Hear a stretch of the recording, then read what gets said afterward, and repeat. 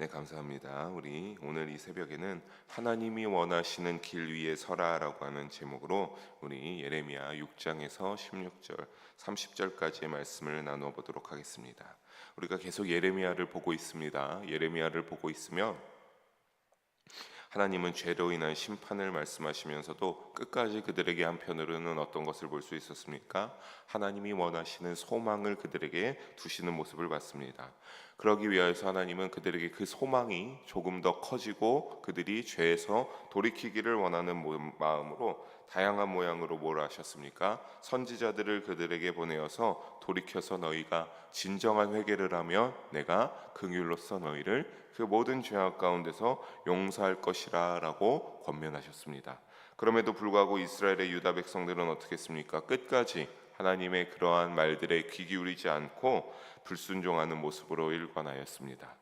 하나님이 무엇을 원하고 계신지 말씀하셨던 것이었으나 그들의 귀는 어떠했습니까? 너무나 영적 무지로 가득한 자들이어서 듣지 아니하고 자기들이 관심 가질 만한 것들과 의식에만 집중하면서 결국에는 하나님이 원하시고 하나님이 인정하시는 그 모습으로 나아가는 모든 것들을 하나님의 손길을 거부하고 뿌리친 셈이 되어버리는 결과를 그들이 택하고 그 길을 향하여 나아가는 꼴이 되어버렸습니다. 이젠 그래서 그들에게는 어떤 겁니까? 늘 그러한 죄가 팽만하고 그들의 불순종이 임하게 되면 하나님의 심판이 임해도 전혀 이상하지 않을 때가 됩니다. 이러한 모든 것들은 사실 우리의 믿음의 사역 가운데서도 동일하게 이루어지는 일들인데, 사랑하는 성도 여러분, 그래도 하지만 그 가운데서도 하나님은 오늘 본문에 뭐라고 말하십니까? 그들이 심판이 있을 것을 말씀하시면서도 내 딸, 내 백성이다 라고 하시면서 주님의 분노와 긍휼의 공존이 함께 있음을 우리는 본문 가운데서 볼 수 있었습니다. 사랑하는 성도 여러분, 우리가 이러한 본문을 좀 더 자세하게 살펴보면서 우리에게 주시는 영적 교훈을 마음 가운데 새기는 시간이 되기를 주님의 이름으로 간절히 소망하고 축복합니다. 먼저 우리 16절, 17절 두 절의 말씀을 함께 다시 읽어보도록 합니다. 여호와께서 이와 같이 말씀하시되 너희는 길에 서서 보며 옛적 길 곧 선한 길이 어디인지 알아보고 그리로 가라. 너희 심령이 평강을 얻으리라 하나 그들의 대답이 우리는 그리로 가지 않겠노라 하였으며, 내가 또 너희 위에 파수꾼을 세웠으니 나팔 소리를 들으라 하나 그들의 대답이 우리는 듣지 않겠노라 하였도다. 아멘. 우리가 여기 두 절의 말씀을 읽어봤는데, 여기 두 절의 말씀을 보면 하나님께서 말씀하고 계신 것이 특별하게 두 가지가 나타나고 있음을 볼 수 있습니다. 첫째는 뭡니까? 16절에 보고 있는 것처럼 옛적 길이 선한 길이니 잘 알아보고 어디로 가라? 그 옛적 길 선한 길로 그리로 가라. 그러면 어떻게 된다? 너희 심령이 평강을 얻을 것이다 라고 말씀하고 있습니다. 17절의 둘째 부분은 무엇입니까? 파수꾼이 부는 나팔 소리를 들으라고 하신 일입니다.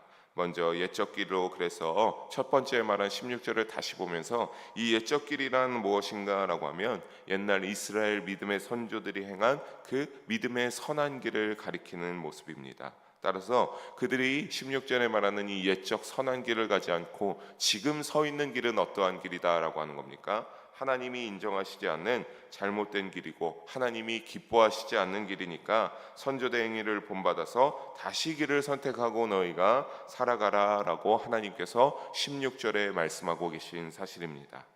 그러면서 그렇게 하면 아까 뭐라고 말씀했습니까? 거기로 가게 되면 하나님께서 주시는 평강이 너희에게 임할 것이다 라고 하나님께서는 말씀하셨습니다. 그리고 17절에 파수꾼의 나팔 소리는 무엇이냐라고 하면은, 파수꾼의 나팔 소리는 주로 언제 이루어지게 됩니까? 그들이 파수꾼이 밤새 보초를 서면서 경계를 쓰게 될 때, 적군이 나타나게 되고 위험을 감지하였을 때 어떻게 합니까? 그들이 전투 태세를 위하여서 경계해야 된다, 우리가 이 밤에 잠에서 깨어 그들에게 맞서야 된다라고 하면서 나팔을 불 때 이들이 나팔을 이렇게 소리를 내지 않습니까? 그런 것처럼 영적 의미로 볼 때 백성들이 깨어서 잘못된 죄의 길이 아니라 올바른 믿음의 길로 갈 수 있도록 하는 선지자를 성경에서는 비유할 때 이 나팔을 부는 파수꾼이라고 그렇게 하고 말합니다. 하지만 이러한 말들을, 하나님의 말들을 들었을 때 그들은 어떻게 했습니까? 16절 후반과 17절 후반에 보게 되면 16절에서는 우리가 그렇게 가지 않겠다라고 바른 길로 갈 수 있도록 하는 하나님의 은혜로운 초청에 우리는 그리로 가지 않겠노라라고 고백하고 17절에서는 우리가 그 나팔 소리를 듣지 않겠다, 경고에 귀 기울이지 않겠다라고 하는 그 하나님의 권면을 듣지 아니하는 이스라엘의 모습을 우리는 보게 됩니다. 그래서 그 결과는 어떻게 되게 됩니까? 18절을 보게 되면 먼저 다른 나라와 민족들을 증인으로 하나님께서 소환하고 초청하십니다. 그래서 무엇을 내리겠다라고 합니까? 그들이 당하리를 알라라고 그들의 증인으로 초청하게 되면서 이어서 보게 되면 19절에 보면 땅까지 증인으로 소환하시면서 무엇을 내리겠다? 내가 이 패역한 죄악이 가득한 백성들에게 재앙을 내리겠다라고 하나님께서는 말하고 계십니다. 왜 그렇습니까? 그들이 하나님의 권명과 하나님의 말씀을 듣지 아니하고 그 하나님의 요청과 권면들에 불순종하여 하나님의 명령을 어기고 있었기 때문입니다. 사실 여기에서만 이렇게 증명하고 지적하고 있지, 우리가 계속 예레미야를 보면서 하나님이 끊임없이 많은 제안들과 많은 손길의 권면을 내밀었는데 끊임없이 어떻게 한 것을 알 수 있는 겁니까? 결국 하나님이 이렇게 확정지어서 말하는 것을 보면 그 모든 권면을 끊임없이 이스라엘 백성들은 뿌리치고 거절했음을 우리는 알 수가 있겠습니다. 사랑하는 성도 여러분, 우리의 심령에 하나님이 주시는 참된 평강을 얻기 위하여서 아까 우리 말씀에 하나님께서 뭐라고 했습니까? 하나님의 선한 길로 가고 하나님의 선지자의 말씀에 귀를 기울이라 라고 하는 그 소리를 우리는 들을 수 있었습니다. 사랑하는 성도 여러분, 그 참된 평강을 얻기 원하지 않으십니까? 그 참된 평강을 위하여서 하나님의 명령에 절대적으로 순종하는 믿음의 삶이 되시기를 주님의 이름으로 간절히 소망하며 축복합니다. 유다 백성들은 그런데 이뿐만이 아니었습니다. 20절과 21절 두 절의 말씀을 우리가 다시 한번 읽어보도록 하겠습니다. 시바에서 유향과 먼 곳에서 향품을 내게로 가져오면 어찌함이냐?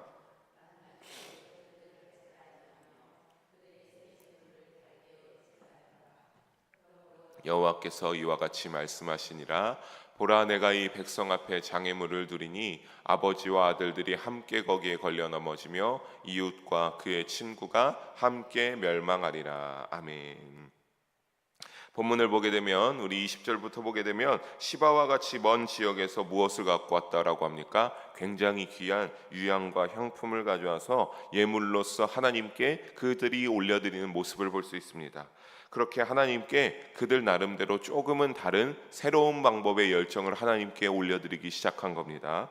새로운 예물과 새로운 방법으로 그러나 하나님 앞에 올려드리는데 하나님은 그것을 보시면서 뭐라고 합니까? 전혀 나에게 기쁨이 되지 않는다라고 말하고 있습니다.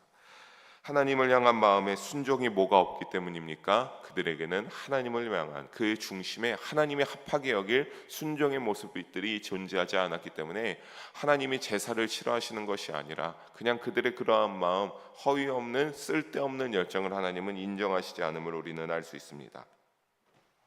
그러면서 중심이 없는 외식적인 종교적 열심만 있는 이들에게 하나님은 무엇을 두시겠다라고 합니까? 21절에 장애물을 두겠다라고 하고 계십니다. 이 장애물은 어떠한 일을 하는가라고 보니까 그 장애물을 두면 아버지와 아들들이 함께 거기에 걸려 넘어지고 이웃과 그의 친구도 넘어져서 결국에는 어떻게 된다? 함께 멸망하게 된다라고 하는 그러한 장애물을 그들 가운데 내버려 두겠다라고 말씀하십니다. 그런데 보라, 내가 이 백성 앞에라고 하고 있죠. 하나님께서는 늘 이러한 가운데서 굉장히 그들의 죄악의 패역함을 볼 때면 내 백성 내 딸이라고 하지 않았습니다. 이 백성 굉장히 객관화시켜서 죄악이 패역한 이 백성이라고 명칭이 바뀌는 것을 볼 수 있습니다. 후반절에 보게만 돼도 바벨론이 침공할 때를 볼 때 시온의 내 딸이라고 하는 이러한 표현들을 볼 수 있는데 여기서는 뭐라고 합니까? 이 백성이라고 하는 것은 이만큼 어떠한 자들, 이렇게 죄악이 패역한 자들을 향하여서는 하나님이 언제나 어떻게 하시겠는 겁니까? 확실한 장애물을 통하여서 누구나 그 죄의 심판을 벗어날 수 없음을 아주 확정지어서 말씀하고 있는 겁니다. 사랑하는 성도 여러분, 하나님의 두려운 진노를 이처럼 깨닫지 못하게 되면 우리에게 무엇이 일어나게 됩니까? 하나님이 장애물을 허락하시고 그 장애물에 무조건 누구도 피할 수 없이 걸려 넘어져서 어떻게 되는 겁니까? 심판으로서 멸망할 수밖에 없는 그러한 때로 나아갈 수 있는 겁니다. 그러니까 우리는 어제의 말씀처럼 어떻게 해야 됩니까? 죄를 발견하게 되었을 때, 내가 내 이웃을 내 몸과 사랑하지 못했을 때, 말씀에 따라 순종하지 못하였을 때 그 죄를 발견하게 되면 하나님 앞에 회개하면서 그 죄를 낱낱이 구하여 회개의 열매를 맺으시는 우리 모든 성도님들 되시기를 주님의 이름으로 축복합니다. 또한 사랑하는 성도 여러분, 우리가 알 수 있는 것은 무엇입니까? 하나님이 새로운 것과 새로운 방법을 싫어하시는 것은 아니지만 그 새로운 것과 새로운 방법이 전혀 하나님이 원하시지 않고 내 만족에 그쳐서 하나님에게 올려드릴 마음의 중심에 기쁨이 없다라고 한다면 하나님이 절대 기쁘게 여기고 받으시지 않음을 우리는 또한 알아야 될 것입니다. 앞서 나누었던 대로 무엇을 해야 되는 겁니까? 하나님 앞에 진리의 말씀 가운데 순종함으로써 나아가는, 그래서 하나님의 명령에 따르는 우리가 되기를 다시 한번 고백하며 주님의 이름으로 축복합니다. 이제는 그렇게 말씀하시면 하나님은 예레미야를 통하여 말씀하십니다. 22절과 23절 두 절의 말씀을 다시 함께 읽어보도록 하겠습니다. 여호와께서 이와 같이 말씀하시되 보라, 한 민족이 북방에서 오며 큰 나라가 땅끝에서부터 떨쳐 일어나나니 그들은 활과 창을 잡았고 잔인하여 사랑이 없으며 그 목소리는 바다처럼 포효하는 소리와 그들이 말을 타고 전사같이 다 대열을 벌이고 시온의 딸인 너를 치려하느니라 하시도다. 아멘. 사랑하는 성도 여러분, 하나님께서는 그 전에도 죄악을 할 때마다 뭐라고 말씀하셨습니까? 너에게 심판이 있을 것이다. 북방의 바벨론을 통해 심판이 있을 것이다 라고 하셨는데, 이번에는 보게 되니까 굉장히 더 구체적으로 말하고 있습니다. 하나님이 북방에서 큰 나라 바벨론을 사용하시는데 21절 후반절에 보니까 일단 여기에서 주목할 것은 떨쳐 일어나나니 라고 하고 있습니다. 이 떨쳐 일어나나니라고 하는 표현은 전혀 예상할 수 없는 그런 의미를 가지고 있습니다. 그러니까 전혀 예상할 수 없는 낯선 나라라는 의미를 가지고 있는데, 결국에는 북방 바벨론을 통하여서 그들이 쳐들어오게 되는 것은 누구를 통한 것이다? 그들이 전혀 예측할 수 없는 하나님의 섭리에 의해서 주관되고 있음을 여기에서 보여주고 있습니다. 그러면서 23절까지 이어서 보니까 바벨론은 어떻게 쳐들어온다라고 합니까? 활과 창을 잡고 잔인하고 사랑이 없고 포효하는 소리로 전사같이 전진해서 예루살렘 거민과 유다 족속들을 쳐들어오겠다라고 말하고 있는 그들의 모습들을 자세하게 알려주고 있음을 보여주고 있습니다. 그러면서 여기에서 나오고 있죠. 시온의 딸이라고 합니다. 자기의 백성을 알지만 죄에서 심판을 피하게 할 수는 없다라고 하는 겁니다. 이 시온의 딸, 나의 백성들이지만 너희가 끝까지 죄를 잊지 않으니까 참 사랑하면서도 심판을 할 수밖에 없는 그런 두 가지, 하나님의 아까 말씀대로 하나님의 분노와 하나님의 긍휼과 어떠한 애정이 같이 공존하고 있는 그 모습을 우리는 여기에서 보게 됩니다. 또한 이러한 자세하고 잔인하고 사랑이 없다 이런 표현은 어떤 겁니까? 반드시 너를 치려한다라고 하는 것처럼 절대로 하나님의 심판 도구에 맞게 아주 잔인모도하게 살상을 벌이면서 그들을 심판할 것을 알 수 있습니다. 이와 같은 소식은 이스라엘에게 당혹감을 가져다 줄 것이고, 24절과 같이 그 소식은 이스라엘의 모든 손을 약하게 하여 우왕좌왕하게 할 것이며, 해산의 때가 갑작스럽게 와서 임산부가 고통이 일어나게 되는 그 고통처럼 동일하게 그들에게 고통이 어떻게 일어난 겁니까? 굉장히 격렬하고 급작스럽게 일어날 것을 암시해주고 있습니다. 우리가 이어서 본문 25절과 26절도 함께 다시 읽어보겠습니다. 25절과 26절입니다. 너희는 밭에도 나가지 말라, 길로도 다니지 말라. 원수의 칼이 있고 사방에 두려움이 있음이라. 딸 내 백성이 굵은 배를 두르고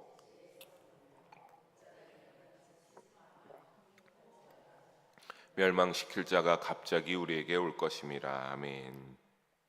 밭이나 길로도 다니지 말라고 합니다. 하나님의 심판 때 자유롭게 다닐 수 없습니다. 누구나 피할 수 없기 때문에, 사방에 두려움이 있기 때문에, 심판의 두려움이 있기 때문에 어디로든지 너희가 다니지 말라라고 하는 겁니다. 그저 멸망의 두려움만이 가득할 것이니까 사실 이러한 표현은 어떻게 하라고 하는 겁니까? 너희가 멸망당할 때까지 그냥 집에서나 있으라라고 하는 얘기입니다. 절대 피할 수가 없다라고 하는 사실입니다. 그리고 우리가 26절을 이어서 보게 되면 굵은 배를 쓰는 시온의 딸이라고 하는 이 모습을 보게 됩니다. 우리가 여기에서 보면 사실 이러한 표현들은 어떨 때 많이 사용되었습니까? 회개할 때 굵은 배를 입고 제 위에 앉아 있거나 죄를 뒤집어 쓰는 그러한 회개 모습들을 보지 않았습니까? 근데 여기서는 그러한 모습이 아닙니다. 여기서는 표현 그대로 아들을 잃어서 슬퍼하는 그 어미의 마음처럼 절망적인 슬픔만이 가득하고 아무런 희망도 찾을 수 없다라고 하는 것을 여기서 이 표현 그대로 확실하게 말하고 있는 겁니다. 결국 하나님이 원하시는 선한 길로 가지 아니하고 자기가 옳은 줄 알고 행하던 이들에게 예정된 것은 무엇입니까? 그 멋대로의 교만하고 패역한 죄에 따른 심판만이 그들에게 남아있음을 알 수 있습니다. 죄로 회개하지 않는 하나님이 아닌 다른 길로 가는 어리석음을 다시 한번 사랑하는 성도 여러분 행치 않으시기를 주님의 이름으로 축복합니다. 죄를 발견하게 되었을 때 예수님의 십자가 앞에 나와서 예수님 보혈의 능력을 의지하면서 우리의 죄를 말갛게 씻어주시기를 눈물로 부르짖으면서 회개기도 하시는 우리 모두가 되기를 주님의 이름으로 부탁드리고 축복합니다. 우리 27절 본문 함께 보게 되면 이 구절은 예레미야에게 하신 말씀입니다. 근데 예레미야에게 하나님께서 말씀하시기를 뭘 삼으셨다? 망대와 요새로 삼으셨다라고 합니다. 예레미야가 망대와 요새로 삼으셨다라고 하는 것은 예레미야가 아주 높은 곳에서 그 남은 백성들의 모든 것을 다 볼 수 있는 그러한 해안을 영적인 시선을 하나님께서 허락하셨다는 의미입니다. 그것처럼 그들의 길을 살피고 어떠한지 보게 하셨습니다. 즉 영적인 안목과 합당한 권위를 예레미야에게 주신 일입니다.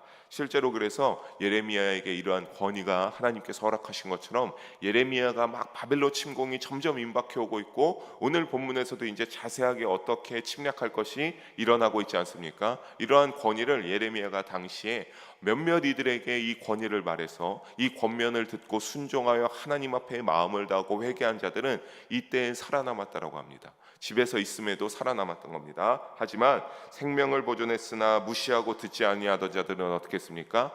절대로 사방에 두려움이 가득해서 그 심판을 피할 수 없다라고 하는 것처럼 그들은 집안에서 목숨을 잃고 말 수밖에 없었습니다.